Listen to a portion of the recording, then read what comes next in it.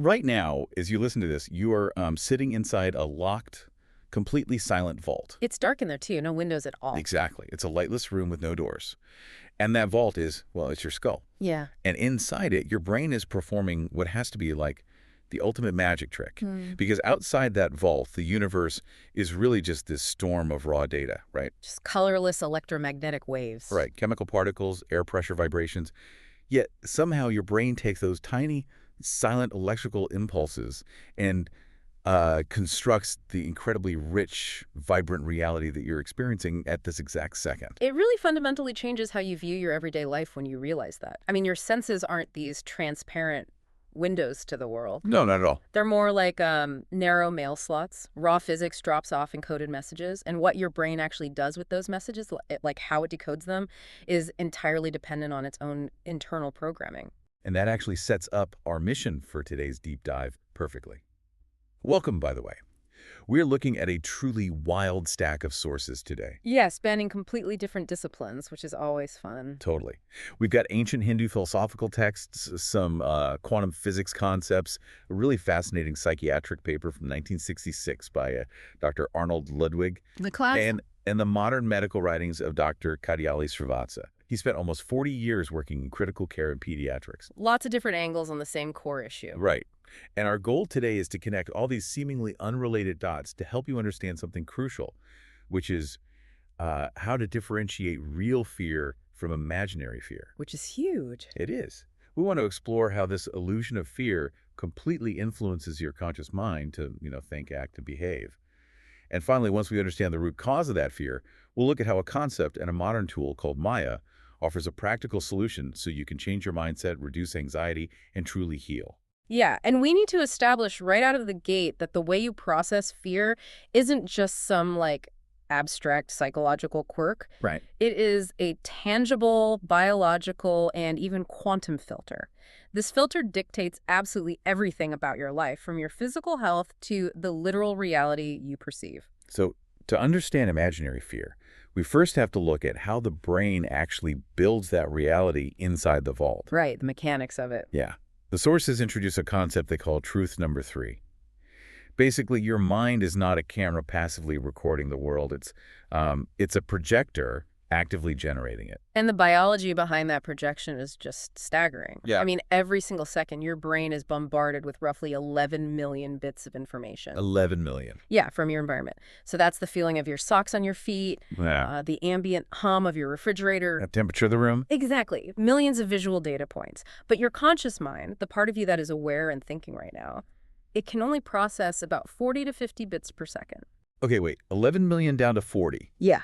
That means virtually everything happening around us is being deleted before we even know it exists. So, how does the brain decide what gets through? Well, it relies on this neurological gatekeeper called the reticular activating system, the RAS. Okay, the RAS. Right. It's located at the base of your brain, and it has to ruthlessly filter that avalanche of data down to those precious 50 bits. And it does this by looking at the instructions you've given it over your lifetime. Instructions like what? Like your deeply held beliefs, your current emotional state, your core identity. So if you believe the world is fundamentally a dangerous place, your RAS will actively scan those 11 million bits for threats. Oh, wow. It highlights the danger and literally blinds you to signals of safety or opportunity. Which connects directly to the ancient Hindu concept of Maya that's mentioned in the text. Yes, the cosmic illusion. Exactly. Yeah. The great sage Shankaracharya explained this using this really vivid analogy that I loved. So imagine you're walking into a dimly lit room, right? And you see this coiled shape on the floor. Instantly, your brain screams, "Snake!" You totally freeze. Yeah, you start sweating, your pupils dilate, your heart is pounding out of your chest. The physical fear you are experiencing is 100% real. Your body thinks it's about to die. Right. But then someone flips on the light switch and you see this coiled piece of rope. So the physiological reaction was undeniably real, but the cause was a complete fabrication. Yeah. And what's wild is that the Dhammapada, the ancient Hermetic texts, and modern neuroscience all independently arrived at this exact same conclusion. Our internal filters reshape reality before we are even conscious of it. Okay, let's unpack this for a second because I can hear someone listening right now feeling, a little skeptical. Yeah. If my brain is just projecting and filtering, isn't that just a fancy excuse for delusion? I mean, if you have a massive stack of unpaid bills on your counter or a very real physical pain in your chest and you just decide to ignore it by calling it a rope instead of a snake, Mm-hmm. aren't you just living in dangerous denial? Oh, that's such a good point. And it's a crucial distinction the source material makes. You are never, ever ignoring the objective circumstance. Okay. The circumstance itself, the physical paper with the bill, the actual sensation in your body, that is entirely real. Right. What you are doing is separating the objective problem from the meaning you're automatically assigning to it. Ah, I see. So the event is real, but the catastrophic story I instantly tell myself about the event, that's the illusion. Exactly. So the paper bill is real, but the story that this bill means I'm a total failure Right. who will end up completely destitute. That's the snake. That is the illusion. The circumstance is just a neutral fact. The story that causes the absolute panic is optional. And this matters deeply because this optional story, it doesn't just stay in your head as a passing thought. It physically alters your body. It completely hijacks your consciousness. Let's talk about that biological hijack, actually. It- Because what happens to the body when the brain projects a horror movie onto a neutral reality? It's intense. Yeah, when the RAS decides the rope is a lethal snake, the body reacts as if it's in a life or death situation. Chronic, low-grade fear, like worrying about those bills or stressing over an email, it keeps your sympathetic nervous system running constantly. And your brain's fear center, the amygdala, effectively stages a coup. It just takes over. Completely. When the amygdala takes over, it shuts down the prefrontal cortex, which is the part responsible for logic, reason, and long-term planning. Right, the rational part. Yeah, it's gone. Your biology forces you to prioritize immediate basic survival. You are just flooded with cortisol and adrenaline. And I saw a paper in the notes from 1966 that explores this. It's by a psychiatrist named Dr. Arnold Ludwig. Oh, the Altered States of Consciousness paper. Yes, ASCs. We usually think of altered states as something induced by, like, meditation or maybe substances. But Ludwig argues that extreme fear does the exact same thing. Ludwig's research is foundational here. He Right. points out that what we consider normal waking consciousness is really just this tiny, fragile island in a vast ocean of mental states. Yeah. Extreme fear or panic can induce what he calls a maladaptive, altered state of consciousness. Meaning what exactly? Meaning that in this state, a person's internal fantasies and fearful thoughts become their major guide for reality. They literally lose their grounding in objective truth. That is terrifying. It is. Contradictions don't matter anymore. Logic vanishes. The silent inner voice of their fears just dictates their behavior completely. So what does this all mean? It sounds like having a hyperactive smoke detector that goes off when you're just boiling water. Yes. And because the alarm is so loud and obnoxious, you can't even hear yourself think, so you just start acting like the house is actually on fire. And when we are trapped in that simulation, we operate from what the sources call the ego. Okay. And in this context, the ego isn't just about arrogance, right? It's a survival suit stitched together from trauma, insecurity, and that altered state of fear. Right. Because this ego is fundamentally a hallucination, it constantly needs separation, conflict, and hierarchy just to prove to itself that it exists. So we spend our lives chasing external validation. Exactly. Hoarding money, demanding control, living as if something is always missing. We literally lose our free will because our behaviors are completely dictated by physical reactions to an imaginary threat. So if we are wandering around with these, like, fear goggles on, easily manipulated and disconnected from logic, where does this hurt us the most in modern society? That's the big question. According to the sources, the ultimate real-world manifestation of this fear matrix is in our health Yeah. and our heavy reliance on the medical system. Like, let's bring this into the real world for you listening. Think about the last time you sat in a doctor's waiting room. You have the crinkly paper on the exam table, the smell of rubbing alcohol. You're shivering in a gown. Yeah, and you're feeling incredibly vulnerable. This is where the work of Dr. Kadiali Srivatsa becomes highly relevant to our everyday lives. After working for decades in critical care, pediatrics, and emergency medicine, he came to this profound realization. He actually echoed Mahatma Gandhi, saying, "Fear of disease kills more people than disease." Wow. And Dr. Srivatsa argues that the modern medical system often, whether inadvertently or systemically, uses the fear of death and complications to force patient compliance. It creates a massive power imbalance. Totally. The doctor holds all the authority. They have the Latin terminology, the lab results, the white coat. Meanwhile, the patient is scared, in pain, and kept totally in the dark. And this dynamic triggers a state of profound vulnerability that Dr. Srivatsa outlines in the FEARS acronym. Right, let's break that down. It stands for fear of failure. Fear of economic loss. Fear of authority, meaning doctors demanding blind obedience. Fear of religion, and fear of speaking the truth. Yeah. And when a patient is operating under these fears, their amygdala is fully engaged. They've entered what Srivatsa calls a charity trap. They willingly surrender their autonomy to an institution just to feel a fleeting sense of safety. The sources included a really striking anecdote from a 2005 pilot study he conducted to illustrate this. Oh, this was fascinating. Yeah, he was looking at patients who had these massive, incredibly thick medical files compared to those with just a single card. And he found that the children with the massive files were often victims of something resembling Munchausen's by proxy. Right. And just to clarify for anyone unfamiliar, Munchausen's by proxy is this psychological condition where a caregiver, usually a parent, driven by their own severe medical anxiety projects that fear onto their child. Exactly. They might exaggerate, fabricate, or even induce symptoms. And Srivatsa noted that a depressed or highly anxious mother would bring her child to the doctor 13 to 26 times a year. It's just wild. The physical symptoms in the child were often minor or entirely non-existent. But the imaginary fear of the mother drove this endless cycle of unnecessary tests and medical interventions.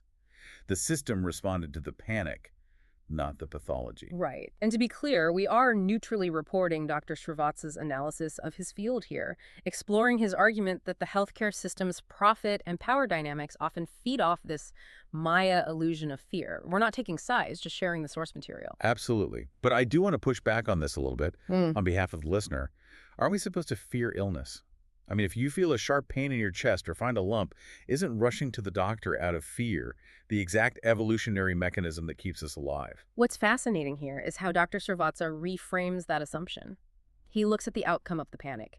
He argues that healthcare has entered an era of kill, conquer, and rule, where patients completely surrender their free will to institutions out of blind terror. Right. He isn't suggesting you ignore a heart attack or a lump. He's saying the healthy alternative to blind panic is objective knowledge. Acting out of objective knowledge allows you to seek treatment as an equal participant.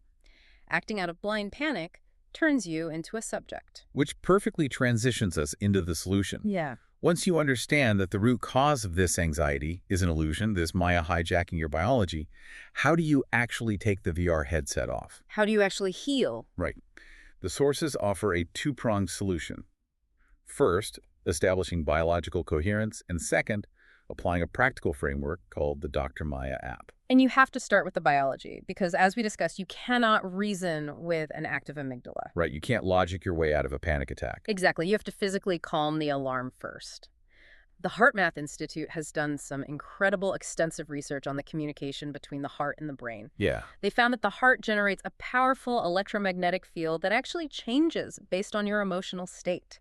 Okay, so if I'm sitting there feeling panicked about a medical symptom, my heart rate is erratic, but if I consciously slow my breathing, focusing on a steady rhythm, how does that actually change what's happening in my brain? Well, when you slow and control your breathing, you are manually overriding your autonomic nervous system. The HeartMath Institute measured this and found that focused breathing shifts your heart's electromagnetic field from this jagged, chaotic graph to a smooth, repeating sine wave. Wow. Yeah, and it oscillates at exactly zero point 0.1 hertz. This state is called biological coherence. And why does that specific 0.1 hertz frequency matter so much? Because that smooth wave acts as a physical all-clear signal. That signal travels right up your vagus nerve, which is the main communication highway between your body and your brain, and goes straight to the amygdala. It literally tells the brain's panic center to shut down. Exactly, which allows your logical, high-functioning prefrontal cortex to come back online. You pull yourself out of that altered state of consciousness Ludwig described. So the breathing handles the internal biology. You calm the physical panic, but you still have the symptom to deal with. Right. And that brings us to the practical external application, Dr. Maya's color-coded system. This system is designed to permanently remove the snake illusion by giving patients the power of objective self-diagnosis. Yes. But importantly, it's based on recognizing human patterns, not rigid, profit-driven algorithms. Because algorithms treat a patient as a collection of isolated data points. Patterns recognize the holistic story of the illness. Right. The Dr. Maya system empowers the individual by breaking symptoms down into a very clear, color-coded framework. And the psychological relief of this system is immense because it replaces the endless unknown of a late-night web search with a definitive category. Which is huge for anxiety. Totally. You know exactly what level of response is actually required, which strips away all those catastrophic stories. Let's run through the logic of those codes so you listening can picture how this circuit breaker works. First is red. If you have 1 to 3 symptoms in this specific category, like severe chest pain or sudden loss of vision, you must speak to a doctor immediately or rush to the hospital. The app validates that this is a genuine emergency. No panic required, just immediate action. Then there's blue.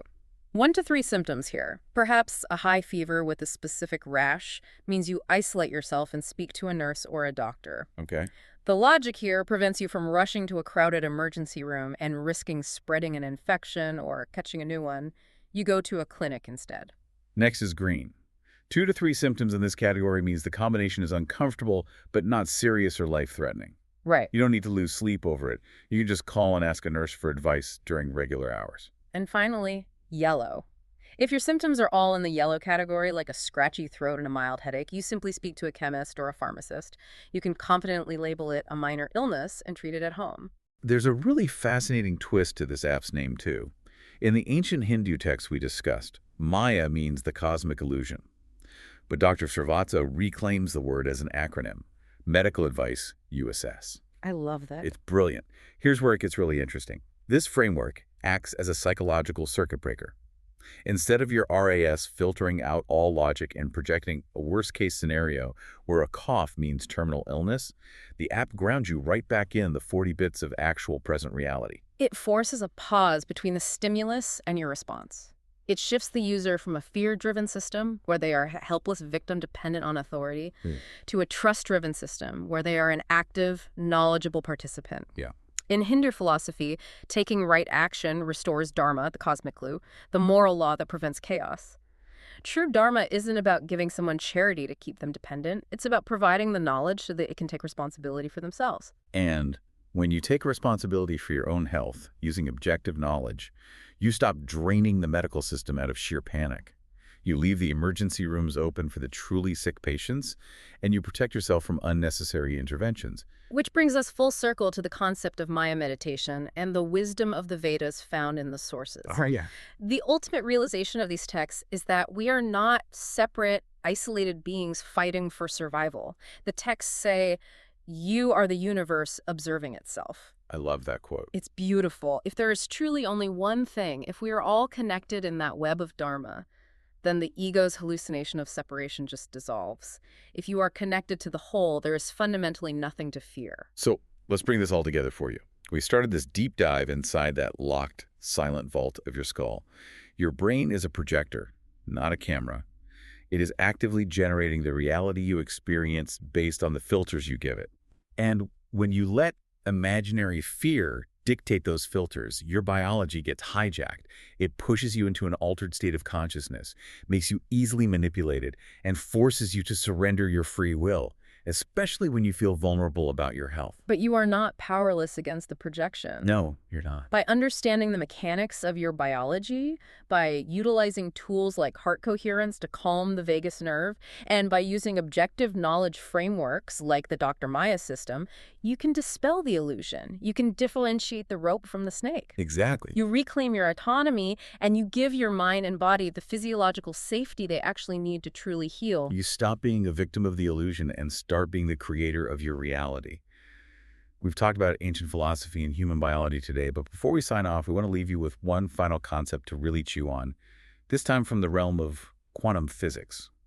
Yeah, in quantum mechanics, there is a famous observation called the double slit experiment. It involves firing tiny subatomic particles, like electrons, at a barrier with 2 slits in it. Right. Scientists discovered something that defies all common sense.